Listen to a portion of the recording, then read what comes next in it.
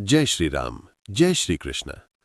तो जैसा कि हमने पार्ट 5 में चौथा अध्याय पढ़ा और सीखा था, वैसे ही आज हम इस वीडियो में 5वां अध्याय पढ़ेंगे और सीखेंगे।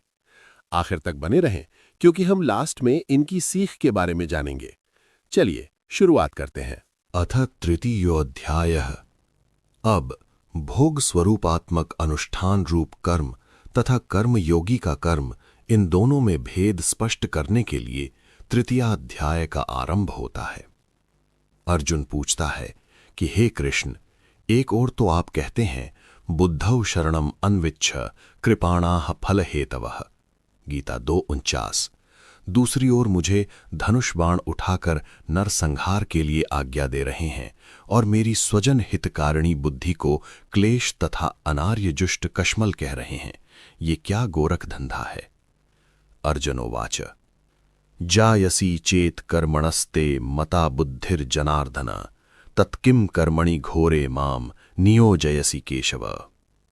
हे केशव, यदि तुम्हारा सिद्धांत ये है कि कर्म से बुद्धि का स्थान बड़ा है, तो मुझे इस नाना नरसंहार रूप घोर कर्म में क्यों जोत रहे हो। व्यामिश्रेणेव वाक्येन बुद्धिं मोहयसीव मे तदेकं निश्चित्य वद येन अहम श्रेयो आपनुयाम। खिचड़ी सी मिली-जुली बातें कहकर मेरी बुद्धि को और उलझन डाल रहे हो। मुझे वो एक पक्की बात बताओ जिससे मैं कल्याण प्राप्त कर सकूं। श्री कृष्ण बोले। श्री कृष्ण उवाच लोकेस्मिन् द्विविधा निष्ठा पुरा प्रोक्ता मया नघ ज्ञान योगेन सांख्यानाम कर्म योगेन योगिनाम। हे अनघ, अस्मिन् लोके पुरा मया द्विविधा निष्ठा प्रोक्ता ज्ञान योगेन सांख्यानाम कर्म योगेन योगिनाम। हे अर्जुन, मैं सांख्य योग दोनों ही मार्ग जानता हूँ।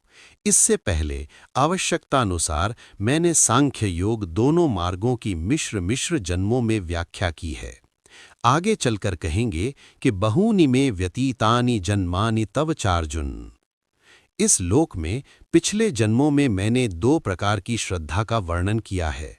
सांख्य पद्धति में ज्ञान योग है, योग पद्धति में कर्म योग है।